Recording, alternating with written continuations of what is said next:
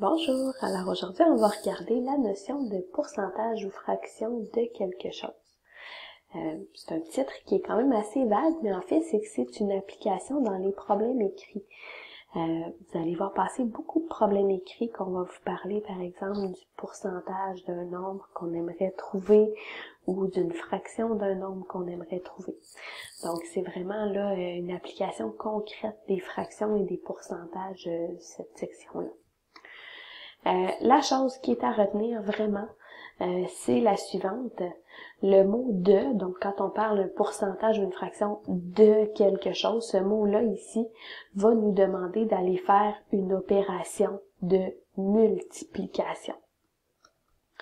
Alors en fait, dans les problèmes écrits, la plupart du temps, ça va être de la multiplication de fractions que vous allez vouloir faire lorsqu'on vous parle d'un pourcentage ou d'une fraction de quelque chose. On va aller voir quelques exemples et des petites applications plus concrètes par rapport à ça. Par exemple, le premier ici, si on me dit j'ai 25/32e des 960 élèves de l'école, on pourrait dire par exemple qui sont des filles. Puis là, on aimerait savoir ça fait combien de filles ça? Ben là, ce que je dois retenir, c'est voir le mot « de ». Là, ici, même si c'est le mot « des », ça revient au même. C'est une opération de multiplication ici. Fait qu'en fait, ce qu'on veut calculer, c'est qu'on veut aller calculer 25/32e fois 960. Qu'est-ce que ça nous donne? Donc, on se retrouve à vouloir faire une multiplication de fractions. Dans la méthode de multiplication de fractions, la première chose, c'est de m'assurer que tous mes nombres sont des fractions. Ici, mon 960, c'est pas tout à fait une fraction, c'est un nombre entier. Ben, les nombres entiers, on peut les mettre sur 1 pour que ça devienne des fractions. Alors là, ici, tout simplement, si je veux calculer 25/32e de 960, je vais aller faire 25/32e fois 960 sur 1. Et on applique notre méthode de multiplication qui est je multiplie en haut, alors 25 fois 960, et je multiplie en bas, 32 fois 1. Et on calcule, alors 25 fois 960, ça nous fait un très gros chiffre, mais on arrive à 24 000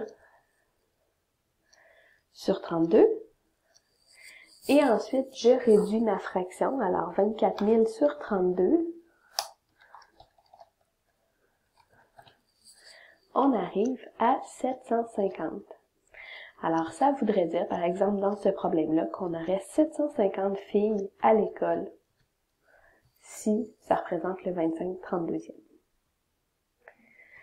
Deuxième exemple, si on me demande d'aller calculer 10% de 25, donc encore une fois, mon mot « de » ici, c'est de l'appliquer comme étant une multiplication.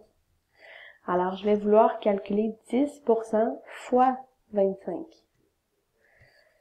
Par la méthode de multiplication de fractions, je m'assure d'abord de tout mettre en fraction. Alors, mon 10%, je l'écris comme étant 10 sur 100.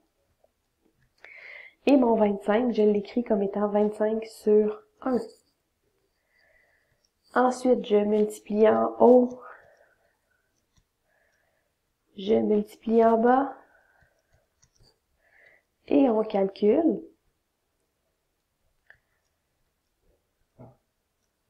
Comme ça ici. Puis il me reste juste à réduire.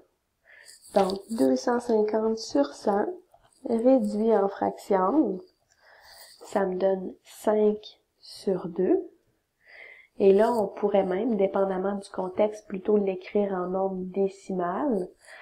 Parce que, par exemple, si c'est de l'argent, ben 5 sur 2 $, on voit rarement ça. Fait qu'on pourrait le mettre en nombre décimal en faisant 5 divisé par 2, puis avoir donc notre 2,5.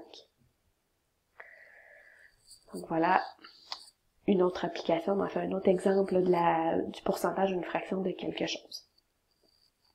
Les applications, concrètement, on va voir ça beaucoup dans des problèmes là, comme celui des élèves de l'école de répartition de personnes qui participent à des activités ou répartition gars-filles, ainsi de suite. Mais sinon, au niveau pourcentage, surtout des applications très concrètes de ça, c'est lorsqu'on vous parle de taxes et de rabais. Donc, ce qui est important de savoir d'abord, les taxes, c'est quelque chose qui est ajouté au prix final. Donc, lorsque je calcule des taxes, quand vous êtes au magasin, quand les taxes se calculent, ça vient se rajouter. C'est une addition sur votre prix final. Ça coûte plus cher à cause des taxes. Alors que les rabais, c'est quelque chose qui est enlevé du prix final. Donc, le rabais, lui, va être quelque chose qu'on va venir soustraire. Souvent, les taxes, c'est calculé en dernier. Alors, si vous avez un problème où on vous parle de rabais et de taxes, ben, vous allez terminer par les taxes, alors que le rabais, lui, va se faire avant. Donc, on va y aller avec les deux petits exemples là, qui sont ici. Donc, premier exemple, si on me dit j'ai des taxes de 15% sur un paquet de post-it à 4,50 et qu'on voudrait connaître le prix final, par exemple, donc ce que je dois faire, c'est de considérer taxe de 15%, c'est que je veux me retrouver à calculer 15% de 4,50. Ça représente combien dans le fond? C'est ça mon but. Alors, 15% de 4,50, ça revient à calculer 15% fois 4,50. Rendu là, il y a deux options. Soit vous transformez le 15% et le 4,50 en fractions, et ensuite vous utilisez la méthode de multiplication de fractions. Ou alors, on peut utiliser notre calculatrice et aller transformer le 15% en nombre décimal en premier. 15%, la méthode pour le mettre en nombre décimal, on l'a déjà vu, mais en fait, c'est d'aller faire 15 divisé par 100 et ensuite d'enlever le symbole de pourcentage. Fait que ça me donne 0,15 fois 4,50. Et ça, ben, je peux le calculer sur ma calculatrice. Donc, 0,15 fois 4,50, on arrive à 0,675. Là, on est en train de calculer les taxes. Donc, c'est des dollars. Est-ce que des dollars, on a déjà vu ça écrit avec 3 chiffres après la virgule? Ben non. C'est toujours écrit à 2 chiffres après la virgule de l'argent. Alors, il va falloir ici qu'on arrondisse correctement à la position des centièmes. Donc, je m'en viens voir à droite du 7, c'est un 5, fait que ça va vouloir dire qu'on va arrondir à 0,68. Et ça, ben, c'est pas le nouveau prix de mon paquet de post-it, hein? C'est le montant des taxes. Alors, le prix final, faut qu'on vienne le trouver. Et là, c'est là que c'est important de se référer. Les taxes, c'est ajouté au prix final. C'est une addition. Alors, je prends mon prix de départ, mon 4,50, et j'ajoute mon montant de taxes, qui est mon 0,68 sous. Et donc là, je peux faire 4,50 plus 68 sous, et on arrive à un prix final de 5,18 pour le premier numéro. Donc ça, c'est pour les taxes. Le principe va être presque le même pour les petits numéros, comme le suivant ici où on aurait un rabais à faire. Donc j'ai 20% de rabais sur un chandail à 23,99. Alors on veut calculer 20% de 23,99. Ce qui revient à faire 20% fois 23,99. Comme le numéro de taxe, j'ai deux options. Soit je transforme en fraction, je prends ma méthode de multiplication de fractions, ou alors peut-être ce qui est un petit peu plus simple selon moi, c'est d'y aller en transformant notre 20% en nombre décimal. 20%, c'est 20 divisé par 100. Alors ça va me donner 0,2 fois 23,99. Ça, je peux le calculer sur ma calculatrice.